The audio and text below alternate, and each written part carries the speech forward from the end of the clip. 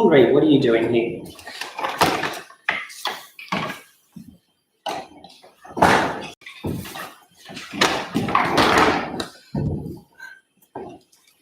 Oh. Good evening, peeps. Welcome to our first virtual wine tasting. Greetings, followers. Since this is our first one, can you just give us a shout out and make sure that you can hear us and see us and everything's going okay? We have Jack monitoring the feeds, so you can talk to him throughout the presentation tonight. Well, today's going to be our first wine tasting, and we're going to actually do 2 wines tonight. I know you've been sent a 6-pack, but considering that opening up 6 wines in one night is a little bit of a big stretch. Also, we couldn't cover that in half an hour. Not the way Glenn talks. Anyways, we've got 2 wines for you tonight, and the first wine is our Gentil 2019, and the second wine is going to be the Tempranillo Reserva 2016. We've chosen these 2 wines to start off with because they're 2 interesting and very different wines. So we'll be covering those tonight. The next tasting will be in 2 weeks' time on the 4th of June, and we will be covering the Marsanne and the Saperavi in that tasting as 2 unusual and very historic wines. And then the final tasting? The final tasting is going to be on the 18th of June. And we've got the other 2 wines. We've got the Botrytis Sauvignon Blanc 2013, and we've got our Rosé Pinot Sangiovese 2017. And so they'll be for the last tasting. We've also done some food matching with these wines. And if you go to our YouTube channel, hopefully soon, all of the food matches that we've decided on for these wines, those videos will be uploaded and you'll be able to eat the sort of food that we suggest with these wines. I think they're already there, aren't they, Jack? Awesome. So those videos are already there for the Gentil and the Tempranillo. So we've got a choice of 2 different dishes. We've got a vegetarian dish, which is a pumpkin, spinach and feta slice. Don't look at me, you made it. and the other one is our pork belly. So I think those videos are entitled as Cooking with G.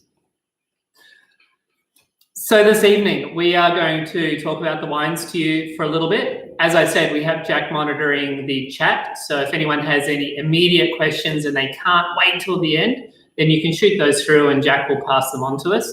But we will kind of talk about the wines, talk through them, have a little bit of a chat about how we as wine professionals approach tasting wine.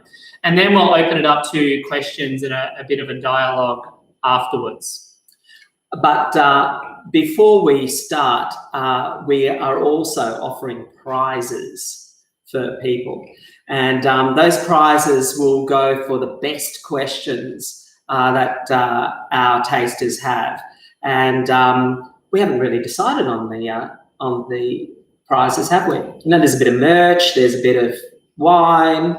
Yeah, so there will be a bottle of wine, or a t-shirt, or some of our other merch. We have tote bags and mugs and all sorts of cool branded things. And we will be giving those out to the winners with your next 6-pack of wine. And I think we're intending on announcing the winners at the end of our stream tonight. We will do that at the end of the stream. And also, once the stream is finished, it will be available to watch again online. So if you need to watch it and pick up anything you missed, or if you have any friends, or if you want to just relive the experience, you can always order another tasting 6-pack and do the whole thing again. Ta-da. All right. Are we going to start our first wine, Andrew? Yes. Excellent. Well, I think we need to get Henri, the Zwarte Slang, if people don't understand what the Zwarteslang is, the Zwarteslang is the black snake. The black snake is about to pour us our first glass, and it's going to be a Quevri Gentil. And come on, Henry, chop chop.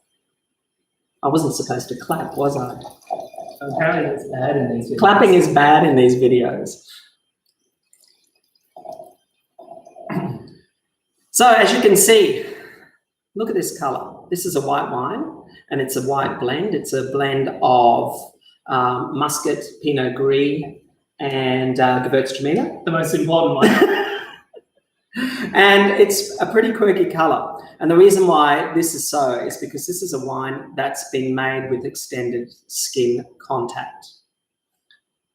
So what that means, basically this is a red wine made, A white wine made like a red wine. So normally when we make a white wine, the first thing we do is we press the grapes and we ferment just the grape juice. When we make a red wine, we ferment the whole grapes, the skins and the seeds and everything, because the color and the tannin and the structure of a red wine, most of that comes from the skins and the seeds. When we made this wine, we took the Gewürz and the Muscat and the Pinot Gris and we crushed them very gently, but fermented them as whole berries with the skins and the seeds in. And that creates a very unusual style of wine, which is sometimes referred to as orange wine. However, in Australia, that gets a little bit confused with wines from orange. So we're just going to call it skin contact white. And the reason why we've made this style of wine is because we have sort of been specializing in these styles of wines.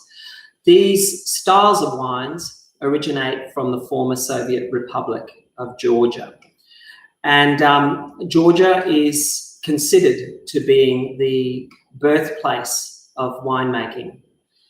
Georgians have been continuously making wine for 8,000 years, and they've been using specific vessels, specific containers called Quevris, Q-V-E-V-R-I. It's written on the back of the bottle. Ta-da! And they are made of terracotta. You know, the Romans would have called them amphoras. The Greeks would have called them pithos. But they're very ancient styles of vessels, and this is what the ancient people used to make their wines. So basically this wine tries to emulate those ancient styles of wine. The reason we have chosen these varieties, and this is a wine that I've been very excited to make for a long time, and it's taken a long time to find Gewürztraminer. It's not a common variety, there's not a lot of it around, but the thing that we love about working with things like Gewürz and Muscat is that they're incredibly expressive. They have this amazing aroma, and there's just a lot to love about these wines. But they're wines that, in a technical sense, can be described as lacking in acid, which means sometimes they can be a bit unfresh, a bit cloying, and a little bit too weighty on the palate. That's where this technique of skin contact comes in. It helps to make up for those textural lacks in the wine. Tannins as well, like the textures in this wine. That's a lot of that texture comes from chemical groups called tannins. Chemical compounds, a group of compounds called tannins, and those tannins we're familiar with tannins from cold tea. You know, when you drink a cup of cold tea, and you've got that in the palate. Is that a technical term? Yeah, that. Yeah, the roof of your mouth gets furry, and basically the roof of your mouth, the top of your tongue starts to dry out. They are tannins that are attaching to the soft parts of your mouth. And basically tannins have got a great affinity with things like proteins and fats, and they're funny little chemicals, or actually they're funny linear chemicals. And what happens is that, you know, you take a sip of your wine and you coat your mouth with all these tannins. And people will say, you know, oh, I like a steak. I like a steak accompanied with, really good red wine. And usually red wines have got a lot of tannin. What happens is that when you take an initial sip of wine, you're coating your mouth with all those qualities, all those tannins, and it's making your mouth feel quite furry. Then you start to eat a little bit of your steak. You start to eat a little bit of food that's got high protein, high fat, and that protein and fat coats your mouth. And what happens is that the fat and the protein has a great affinity to these tannins, these phenolics. Another word for tannins are phenolics. And basically, these linear molecules, which were initially this big, start to say, "Ooh, I like that fat. I'll take a bit of fat. I'll take a bit of protein." And initially, the molecules are this long, and then they become bigger and bigger and bigger as these molecules start to react with your food. And as the molecules start to become bigger and bigger, these molecules that are attached to the top of your tongue, to the roof of your mouth, it starts to have this party in your mouth. This is what we call food and wine matching. This is the basis of food and wine matching, this party in your mouth that happens. So, yeah. So on a more practical scale, basically what's happening is you have that first glass of wine, all those tannins coat your mouth, and you get that chalky, grippy kind of feeling. Then you have some fat and some protein, and they have their little party, and that wipes away the tannins, and then your mouth kind of gets coated with, in tonight's case, that beautiful pork belly richness. And too much of that can get a bit cloying. So that's when you find yourself reaching for that next mouthful of wine to kind of strip away the fat, and then you strip away the tannins, and it's this never-ending cycle of one after another, all these molecules playing together. So I just got a message from Amy. Hello, Amy. Hello, Craig. And she sent me a photograph of her beautiful pork belly. Sorry, you can't really see that very well, but it looks absolutely delicious, Amy. Congratulations! Yeah, definitely. So I was distracted then. Okay, yeah. So what we might want to talk about is how we taste wines. Let's talk about how we taste wines. So we are going to approach this evening's tasting and the next couple from a structured point of view.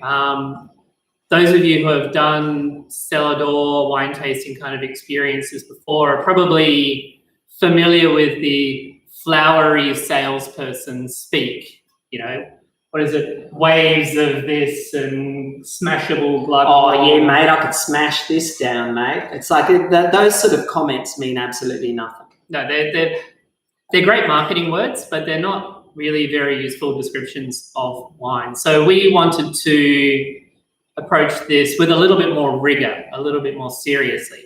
And the interesting thing about talking about wine is that it can sound a little bit wanky, and sometimes those marketing descriptions are a little bit flowery and a little bit ambiguous, but there is a language of wine, and it is a common language. And the part of mastering this whole wine tasting thing is learning to talk about wine in such a way that other wine professionals can understand what you're saying. So it's about a common language. And there's a really fantastic framework for this, which is the WCT, what they call the systematic approach to tasting. And it's one of many different kind of tasting grids that are out there. It's the one that I have trained with, and I think it's a really accessible structure for starting to understand this kind of common language or this jargon of wine. But I think as well, it sort of helps people to understand their own palate. I always say that the luckiest person is the person who likes the cheapest wine, because you can afford your habit. But the trick is to try and find what you like. And when you go to Dan Murphy's or First Choice or whatever, and you see this wall of wine, it's like, where do I start? And I think it's a good challenge for people to get to understand their palates and get to articulate what they like about wine, what they don't like about wine. And when you approach tasting wines with this system, this structure, you can then understand what you like, and then you can go to a bottle shop and buy that bargain for $15 and really enjoy it, as opposed to buying a wine for $15 and going, that was rubbish. And also, I mean, it means you can walk into a bottle shop and you can tell the person in the bottle shop, who should know a lot about the wines on the wall, you can clearly and easily articulate to that person what it is that you want tonight to drink. So what are we drinking tonight? So what we're drinking tonight is the Gentil Cuivre, right? So I never get the numbers correct. So it's Gewürztraminer, Muscat, Pinot Gris, and it's 83 days fermented on skins in one of those Georgian Cuivres. And what we'll do, we'll put a video or something like that on our YouTube channel, and we'll show you what Cuivres are all about. So, systematically approaching tasting wine. There are 3 aspects of wine that we look at, and hopefully this isn't any great revelation to you. We look at the appearance of the wine, we assess the nose of the wine, and then we taste it. And often when we taste, we bubble air through the wine. There are a lot of volatile, aromatic smells that when you bubble the wine through your mouth, you get all these chemicals volatilizing, moving from the liquid state to the air state, and your mouth and your whole sensory perception becomes flooded with all these aromas. So you've got to practice this, and maybe one should practice this in the bathroom. Is a bit of a swirl.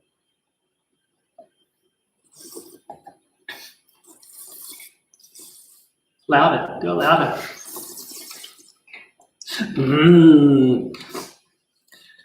Tasting wine is one of those things where quite often you have to do things that basically you're taught not to do at the dinner table. You know, things like slurping and bubbling and playing with your food and spitting are generally not considered polite, but they are certainly appropriate in the situation. So I suppose the first thing that stands out with this wine is its texture. You know, considering... Appearance first. Oh, okay, go. You go first. So, being systematic in our approach. So Oz. Looking at the colour of this wine. Colour is useful. You can use colour to support decisions or guesses that you make later on, but there's not a lot of point spending a lot of time at it. You can see that this is a very dark amber kind of colour, and you can see that it is not crystal clear. So already I'm thinking this wine is unusual, because I can see that it is unfiltered and unfined, which is definitely the case. And I can see that that colour is definitely not New Zealand Sauvignon Blanc. Phew, that's good. So onto the nose. What do you smell? How do you smell? How do you smell? Well, as I said, swirl that glass. Put your schnoz in the glass. Take a mouthful.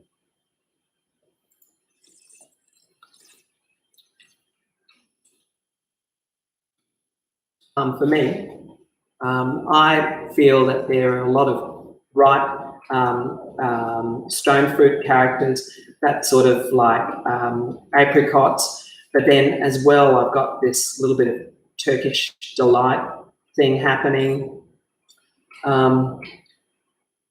This wine tends to be quite popular because there's a lot of stuff going on in this wine. It's quite complex. And I suppose one of the hallmarks of a good wine is that it is complex. We have a question from Katie, who would like to know the origin of the fruit that you use for this wine. Well, the Gewürztraminer comes from Toppers Mountain. So, yeah, some of it comes from most of it comes from Toppers Mountain. And Toppers Mountain is a vineyard that's in the New England Plateau, New England tablelands. And if it wasn't for the political border of Queensland and New South Wales, if that border was not there, that political border wasn't there, the New England tablelands is very similar in geography and quite contiguous. It's quite it's connected very geographically with the granite belt. It also has got high altitude and has got the same sort of conditions as we do here. So similar, in fact, that by law, we are actually allowed to buy fruit from New England and still label it as granite belt wine. So even Wine Australia recognises that it's basically one region that just has a state border running through the middle. The muscat that this wine has comes from our neighbour, Tony Thompson, and he is about 7 kilometres as the crow flies. And the Pinot Gris, where did Pinot Gris come from? I can't remember. There's only a little bit of Pinot Gris in this, but it came from a little bit further south than New England. Let's call it southeastern Australia and leave it at that. But less than 15% Pinot Gris, so it's mostly Gewürz and Muscat in this one. Yeah. We do have our own vineyards here at Bent Road, but our vineyards are very small and we're pretty hungry for grapes. So we source our grapes from quite a number of growers, and these growers are fantastic. They support us really well. Yeah. They grow the grapes to our specifications. Much better than we do. Ooh, much better than we do. Let's talk more about this wine, Andrew. Thanks, Katie. Just wanted to add one more thing to the nose. Particularly with wines like this, it's really interesting to see how far away the glass can be from your nose and you can smell it. So particularly when you're looking at things like Gewürz and like Muscat, they can be really floral and really expressive. So starting with the glass quite far away, just kind of keep sniffing and moving it closer and seeing what aromas come out first. So with the glass about 3 inches from my nose, I can already start smelling some of those kind of lychee, rose petal aromas and that grapiness from the muscat as well, which are really key elements of the aroma on this wine. And what that tells me is that the aroma on this wine is quite pronounced. Like if I was to put a descriptor on it, there is a lot of aroma going on here. A lot of stuff going on. Our food match for this wine, I always say that this is my Asian wine, and being 60% Asian, as I am, we tend to eat a lot of Asian food. And I think this wine goes particularly well with pork belly because the pork belly is quite rich, it's quite fatty, and so the tannins go really well with that. But then you've got those beautiful aromatics, those beautiful fruit characters and floral characters that come through in this wine that go so beautifully with a lot of aromatic Asian foods. So we should talk about what it tastes like then. Okay.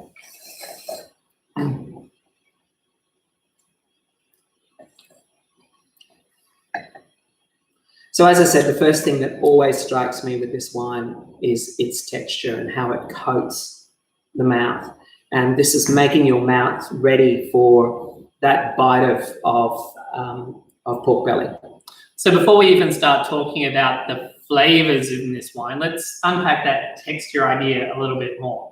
So in this systematic approach that we have, there are lots of aspects of what creates the texture of a wine. So when we are tasting wines in a professional sense, we're tasting them, we're not just going, oh, that tastes like, and plucking random words out. We're thinking about it logically. I'm tasting it and I'm going, so is there sugar in this wine? Yes or no?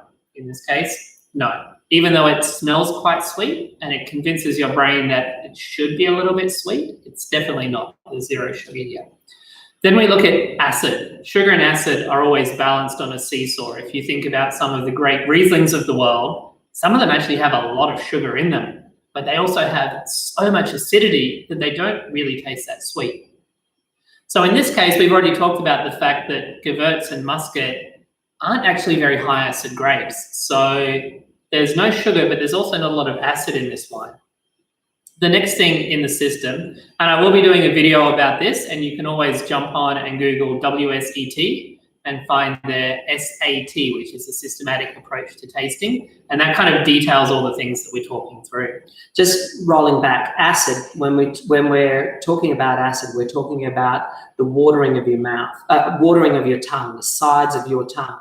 Think of when you bite into a lemon and you get that gush of saliva happening. You get that, your mouth starts to water, and you're not really getting that in this wine. No. And so therefore you can ascertain that this wine hasn't got very much acid. The next aspect we look at is alcohol. Alcohol can be a little bit tricky. The idea of making good wine is that the alcohol should be what we say is well integrated into the wine. If you can taste the alcohol, if the wine comes off a little bit spirity, we often refer to that as being a bit hot. That will often happen in higher alcohol wines. This wine, I'm not getting a lot of sense of alcohol. I'm not getting that kind of warming sensation or any harshness at the back of the throat. And in fact, it's less than 12.5%. So it's a fairly low alcohol wine. God, is it? So it's 12.4 on the bottle, isn't it? And all our alcohols, by the way, are real because we do analyze them on the in the laboratory, but I never remember what the alcohols are. And yes, this is 12.4% alcohol. And then the last part of this section is what we call body. Body is about how a wine fills your mouth. And it is one of the more ambiguous terms that we use. And it's one that is kind of a little bit more difficult to explain. And it just takes kind of time and practice and a lot of talking to people who talk about wine to get this idea. But body comes here because sugar and alcohol are two of the main things that affect the body of a wine. So another way to think about it is like viscosity. The more kind of slippery and oily and round and rich and filling, these are all words that describe full-bodied wines. A very sort of easy way to think about body is look at the difference between water and milk. You know, water is light-bodied. It's gluggable. You can drink it down, and it's smashable, and it's very easy and quick to drink. Milk is very mouth-coating. So water is light-bodied. Milk is heavy-bodied. So sugar, acid, alcohol, body is that first part. The second part we look at is tannin, and then the finish, which we'll talk about at the finish because that makes sense. And then we talk about intensity and flavors. So that's where we're up to now. Okay, so flavors, particularly intensity. I think this wine is quite intense. It's got very strong flavors. And I think that can often be the hallmark of a good wine. It definitely can. There are a couple of different ways to look at this. Some wines are intense and complex and have lots of things going on and all these layers, and it's incredible. Other wines can be in a way. So there are two kind of sides to this coin.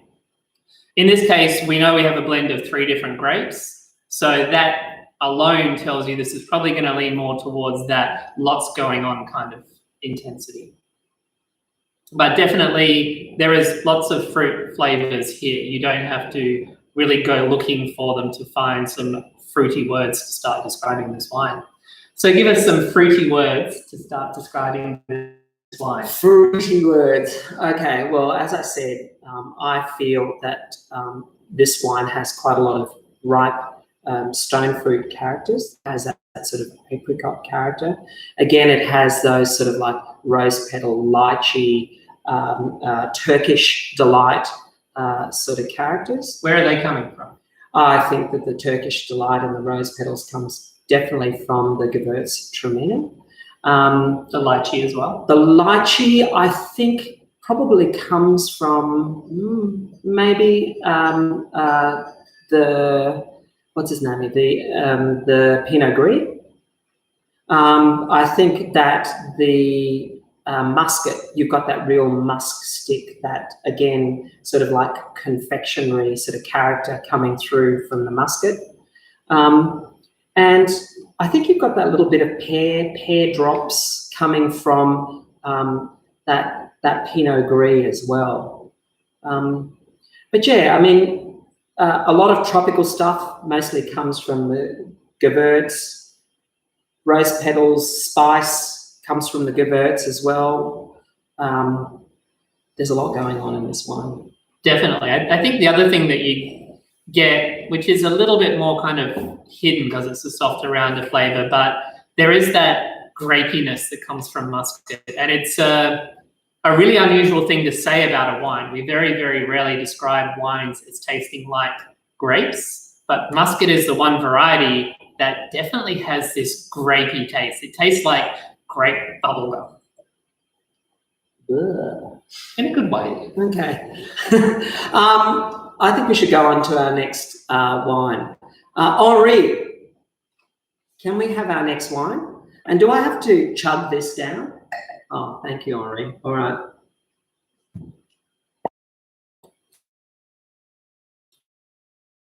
Recommend that. Sit. Absolutely, but we're working. This is work. Okay. Oh my God, this is work. Hopefully someone in the kitchen is making us dinner, is making us pork belly and pumpkin and spinach. We've left it in Hariki's capable hands, and he is the, I don't even know how to describe his relationship with pork belly. It's beyond words. Tempranillo Reserva, 2016. Tempranillo is a fantastic, versatile grape variety, and we think that it has a great future in Australia. Not only that, I think it has a great future in the granite belt. It's a grape variety that can be grown in so many different conditions. I think the granite belt is one of the good areas to grow this grape. Tempranillo is synonymous with Spain and particularly synonymous with Rioja.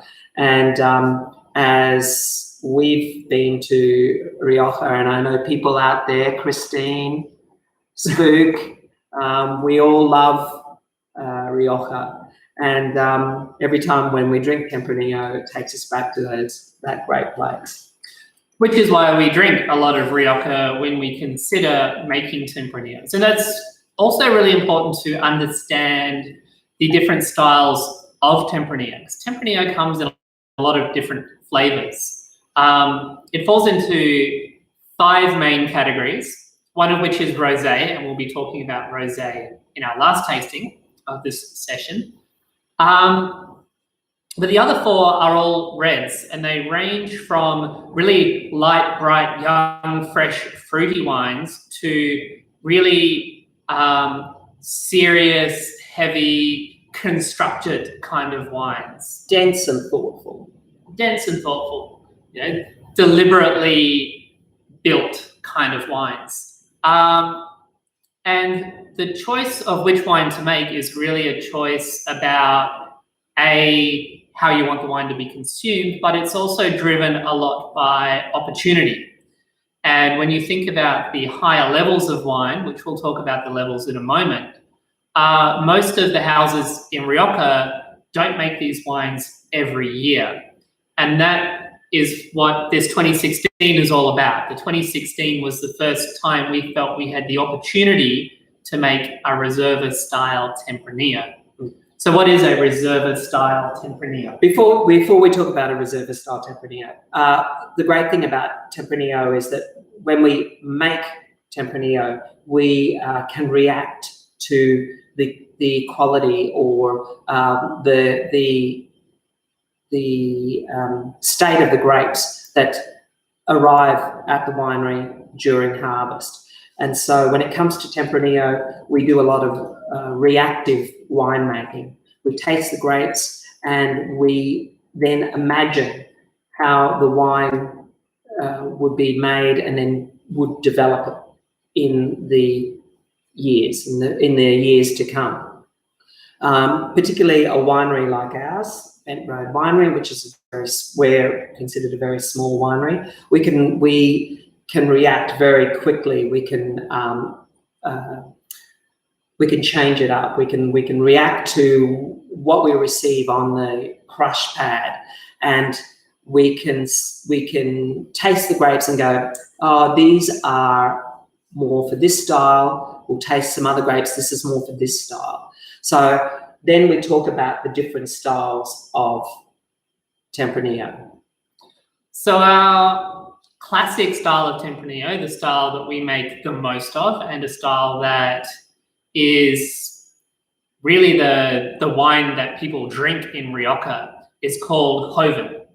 Joven is not a technical classification. It just means young. So Joven Tempranillo is fresh and young and bright, and I really don't want to say the word gluggable, but it's what people drink every day without even thinking about it. It's just table wine. And these are wines that are like basically very fresh and delicious, and they can be drunk every day. They're just delicious. Absolutely. Yeah, we won't say gluggable. And Joven wines, there's no particular rules about how to make them.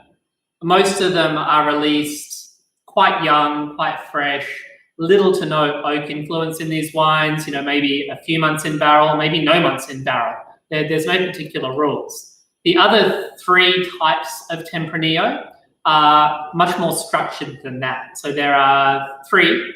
You have Crianza, Reserva, and Gran Reserva, which are three different kind of dictated levels of Tempranillo that they make in Spain. And I think as well, when it comes to receiving the grapes at harvest time, and they come into the winery and you taste the grapes, the more intensely flavoured grapes go for the other styles of Tempranillo. So these light, fresh, fruity grapes that come out of the vineyard, they'll go to Joven, but then the more concentrated, more intense flavoured grapes go to these other styles of Tempranillo. And as Glenn's saying on the crush pad, we kind of make a call, is this going to make fresh, young, lively, bright, fun wine, or is this going to do something serious? The rest of the decisions happen later, but it's really about that kind of concentration, intensity, complexity kind of stuff. So Crianza, Reserva, Gran Reserva, three different levels, and it's really all about aging and oak for these wines. So the Crianza has to spend at least 1 year in barrel and at least one more year. So it has to be at least 2 years old before you can start selling it. The Reserva also has to spend at least 1 year in barrel, but it has to be at least 3 years old before you can start selling it.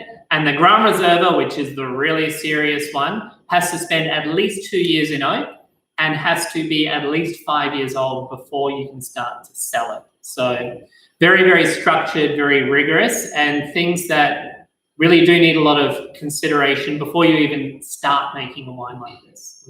So this wine was made with about 1.5 years in oak, and it's a mixture of French and American oak, about 30% new oak, and the rest was old used oak. As I said, about 1.5 years in oak, and this is a 2016. So you can see this very easily slips into that classification of Reserva. And the year is really important here because 2016, as I said, was a warm, generous year where we managed to get the ripeness and the concentration that we needed to make a wine like this. And to be honest, I'm not sure if we have another Reserva in the system just yet. No, we don't. And but that's the great thing about Tempranillo is that if you don't get that big concentration of flavour, that big concentration of ripeness, you then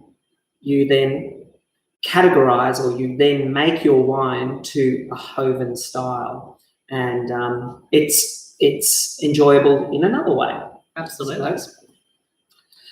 So that leads us on to the style of this wine. okay, so the style of this wine, as we said, comparing Hoven to Reserva. This is a more serious style. It's more concentrated in flavour. It's more complex because of its maturation in oak. So you can taste those sort of oaky characters. It's bigger. It's bigger. So what would you pair with this? Okay, so what I would pair with this is your classical, as someone would say, I like a steak with my big red wine. And again, this is why, this is the whole story about tannin and a mouth-filling sort of wine. It needs to go with a very complex and I suppose heavy flavours, heavy textures. Absolutely. Think about northern Spanish food. There's so much paprika, there's so much small goods, there's so much cured meat, there's so much utter deliciousness.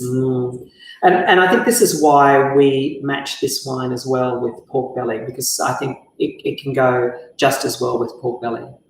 So, yeah. So, thinking about our system again, I'm looking at the wine and you can see that density. If you hold the wine on a bit of an angle and try to look through it, hopefully towards something that is pale, you can't see through the wine. The wine is so dense, it's opaque.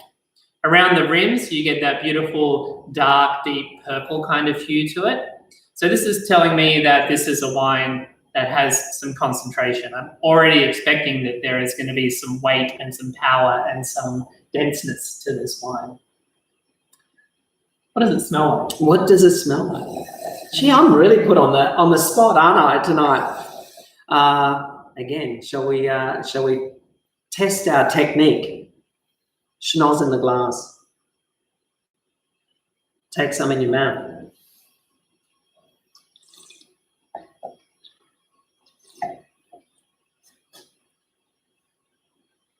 What I always see in this wine is I see this overwhelming ripeness of fruit, very sort of like dark red or dark black berries, very dark and brooding and rich sort of flavour.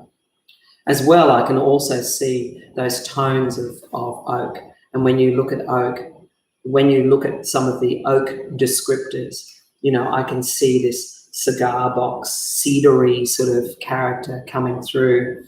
I can see a little bit of vanilla coming through as well. And I think that's a hint that this wine has been made with American oak. Maybe a little bit of that cola bean as well. That cola bean, that Coca-Cola sort of like character. It's just an interesting side note when one is looking at a lot of wines that are coming from Europe. Generally, the only wines that are coming out of Europe that are made with American oak is Tempranillo. Well, Spanish wines. Yeah. And it's all about Spain and France falling out and Spain having ties with America. Stopped buying French oak, they started buying American oak, and that became the hallmark of Tempranillo. It became the thing that made Rioja different from European ones. The modern trend is moving towards more finesse with oak. They used to be very heavy-handed, and a lot of wine professionals used to talk about oak coffins in Rioja being places where wines went to die. That has changed, and the wine region there has seen a big turnaround. And this idea of 50-50, a bit of French, a bit of American, bit of this, bit of that, some, spice and savouriness and some sweetness and vanilla and cola is really kind of quintessential of the modern Rioja and is very much the influence behind what we've done here.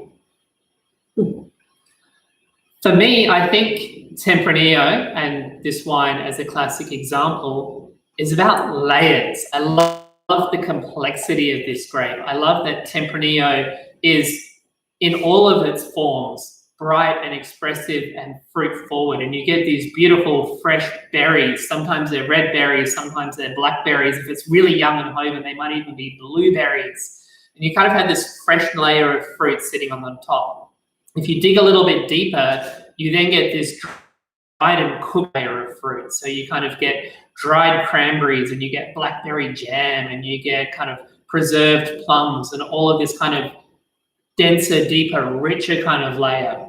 And I think you also get that herbal character coming through as well. You know, you get those dried herbs like thyme and rosemary sometimes coming through as well. Layer down that has that savouriness, and you can kind of get black olives, and you can get those kind of dense, slightly tarry notes, and that's where all that cigar box and the forest floor, and now I'm starting to sound like one of those kind of wanky wine labels. But this is a wine I get excited about. It's a style that I think the world needs to drink more of. Yeah, and I think the world will drink a lot more of this style of wine. You know, when you look at Rioja and you look at where it is in the world and what its conditions are like and what its temperature is like. You know, it's a valley that's really quite cool, and it's got quite reasonable altitude. So Tempranillo is home in this area, but then you see Tempranillo also grown in the plains, in hot plains of Spain and Portugal, where you get temperatures of 45 degrees Celsius. It's a grape variety that can be grown under so many different conditions. So it's a very versatile grape variety, and it's a grape variety that will withstand climate change. And I think from different areas, Tempranillo tastes different from different sort of areas. Cool weather Tempranillo to hot weather Tempranillo. And it's just such a versatile, interesting wine that we are only now discovering in Australia. And I think we should drink much more of it. Yeah, definitely. I mean, Tempranillo, under the name of Tinta Roriz, is one of the wines behind port. So, you know, in the Douro Valley, where it is 45 degrees at the height of summer, it's really, really hot, even by Australian standards. This still grows well there. It still makes good wine there, but just another level of denseness, richness, and concentration. So Henri is a little bit nervous on the side here. It's like, we've got to wrap it up very soon. Next time we need a clock. Yeah, I know. So I see that Ari is looking at me. I see that Zandy and Lenny are there. Jack, do we have any specific questions that we need to ask? That we need to answer, sorry. We've got a couple of questions. I think the first one, while we're still drinking Tempranillo, would be from Byron. He says, this reserva is fantastic. Is there any point cellaring further? I think cellaring is a really interesting concept, and I think this wine has got a lot of life. You look at the intensity of the flavour, and you look at the intensity of the nose, and also the big structure of this wine. This bigness, I think, gives the wine longevity. Absolutely. I think that there's this kind of arcane romanticism about the idea of cellaring, and it is a beautiful and worthwhile thing to do, but it needs to be done with purpose. I think, you know, one of the most frustrating questions I get asked in the context of wine is, when should I open this bottle? And it's not as easy as saying 5 years' time. The art of cellaring is about judging the wine, and it's also about your palate. I love to use Riesling as a great example here. I love new release Rieslings. I love October, November, when, you know, this year's 2020 Rieslings will start to come out, and they're fresh and racy and vivacious and just beautiful, exciting, amazing things to drink. I also love 10-year-old Riesling. I love that mellowed, honeyed, soft, supple, maybe kerosene, slaty development that you see in Riesling. I don't think one is better than the other. I think they're just different. And that's kind of what you need to find out about your own palate when it comes to cellaring wine, is to basically buy a dozen of something and open one bottle every year and find out for you when that wine looks good? We Jack. have another question on the Tempranillo. Matt is asking, where are the vines from? Where were they? Oh, this was from Kevin Tuckwell. It was. These grapes. So Kevin is our neighbour, and he only lives just across the river. So about a kilometre from the winery. So very close. We have another question on the temp before we go back to the Gentil. Katie was asking before, does it differ much between each year's vintage? Oh, absolutely. Yes. Absolutely. And this is where we decide, you know, whether we're going to make a Joven temp, a Crianza temp, or a Reserva temp. And we're looking at seeing those fresh grapes and judging the intensity of flavour and flavour and sugar and tannins, I suppose. We're judging the ripeness of these grapes. Then we can react and we'll say these grapes are suitable for Joven or Crianza or Reserva, etc., etc. As an example, 2016 was just a really great growing year. You know, it was warm, there was plenty of sunshine, we still had the cool nights to keep things in balance. We didn't have a lot of rain, and it was just a really nice year to grow grapes. 2017, we wanted to do this again. We wanted to make this style of wine again, but we simply didn't have the opportunity. We had a heat wave right at the beginning, so our reds ripened really early, which means that our sugars got high enough to pick without having this concentration of flavour and complexity to be able to make a wine like this. We had a very famous vintage, 2011, which was rainy and it was horrible and there was disease in the vineyards and it was a very, very difficult year. But 2011 made a Tempranillo that was very, I want to say ethereal. It was just, it was very Kawaii. Yeah, it was cute. It was very delicate. It was very feminine. It had these beautiful, beautiful characters to it. And, you know, like, it's very difficult to describe wines, but everyone can understand things like music, you know. There's music like Jimmy Barnes that sort of like belts out a tune, but there are people that will sing as a soloist in a church and have this purity of song, purity of melody. And where I would say that this wine likens more like a Jimmy Barnes, the 2011 from a rainy, very difficult vintage had this purity and this beautiful melody to this wine. Yeah, it's Eurovision season, so I would say it's a Kate Miller-Heidke Jimmy Barnes. Jack, next question. Before we go on to, we've got one more temp question before we go back to the Gentil. Katrina asks, what can we expect from 2020 vintage given the high temps, drought, fires, etc. over the last growing season in the region? When we know, we'll let you know. 2020 was a very, very difficult season, but we're going to make a lot of really interesting wines. A lot of winemakers have written 2020 off, and we're very angry with that. I think 2020 has given us the opportunity as winemakers to make interesting wines, to actually use our skills to make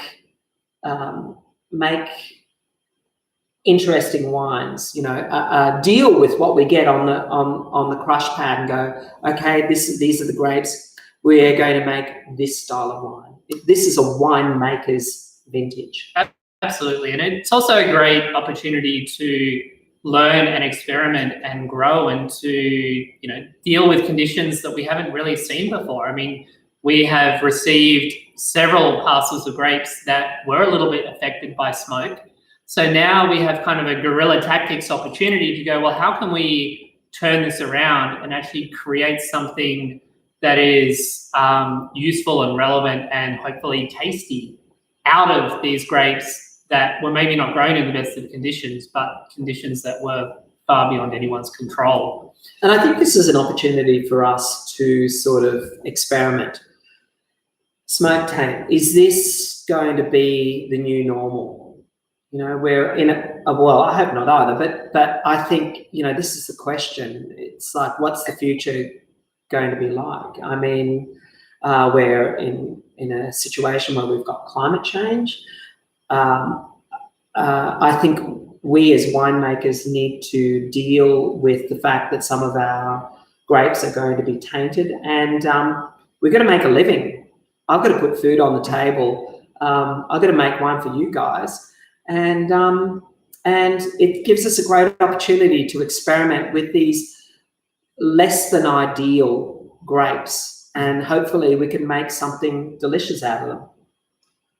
Okay, so we have a question from the very patient Amy. Amy! Asked a question 35 minutes ago, so I'm sure she is very keen to hear the answer. How do you know how long to leave on skins? Is there a minimum time or just check every day? Well, we have been playing with this style of winemaking in a serious way for quite a few vintages now. Yep. And Glenn had some experience with it even before that. So it's, I mean, this is experimental wine. The whole La Petite Maure label is about experimentation. And, you know, we do different things every year. We react, as we've talked about in other contexts this evening, to the grapes and to the wine. And, you know, we trust in our palates. And whilst we have, you know, laboratory equipment and analytical techniques, at the end of the day, the cardinal rule of making wine is taste, taste, taste. And we do that very seriously. People might think bad things about how much wine we consume, but really it is about tasting constantly to try to work out how to guess where the optimum time is going to be. it's interesting when you're looking at these extended skin contact wines, and they go through a very ugly adolescence. You know, who doesn't hate an adolescent? I mean, they're teenagers. They're annoying. They ask annoying questions. They, you know, get drunk and they might have inappropriate sex. But basically, when you're making these extended skin contact wines, you start tasting them. And you go, oh my God, these wines are so rough. We've over-extracted too much flavour out of the grapes. What are we going to do, you know? And so we experiment. So these wines, after, say, 2 weeks, 3 weeks, fermenting on skins, can look pretty ugly. But as you are patient with these wines, as these wines start to age on skins, they start to mellow out. It's like when an ordinary red wine, you know, people say, oh, look, I like an older red wine rather than a younger red wine because, you know, older red wines are more smooth than younger red wines. And that's all because of those tannins, all because of those linear molecules.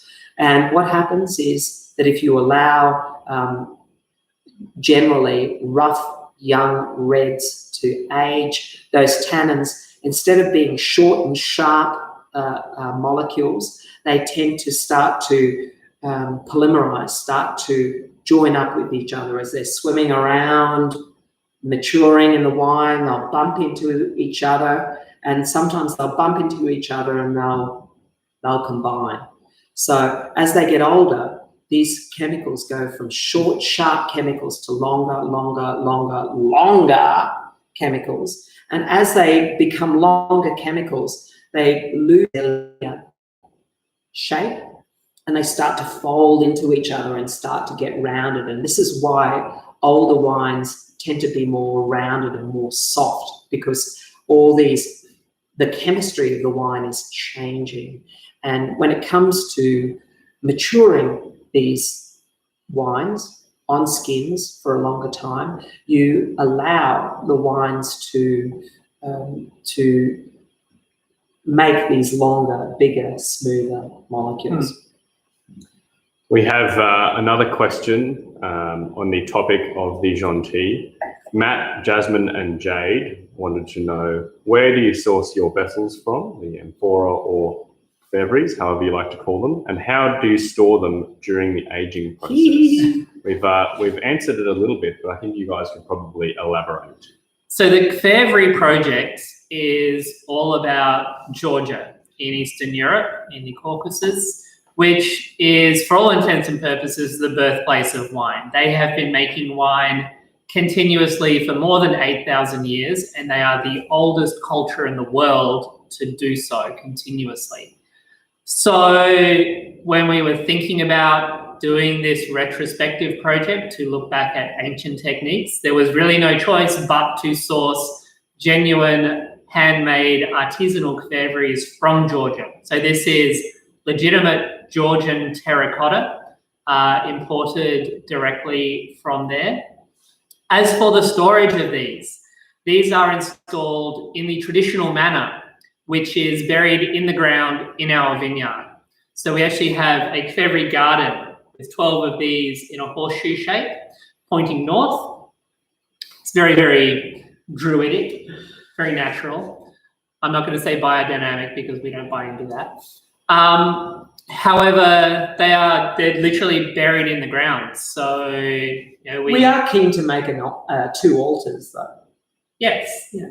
And if anyone knows any virgins to sacrifice, we've been having trouble finding some. But but yes, our vessels are authentic Georgian Fevries.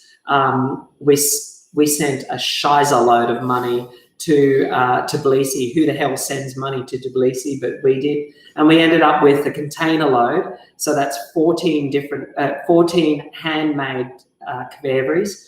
Their capacity is about 500 litres each, and they're buried snug in the earth. And our wines not only are made in there, but they're also stored in the Fevries. And if you take the opportunity to come and visit us at the winery and at the vineyard, we love taking people for a spin around the garden. Fantastic.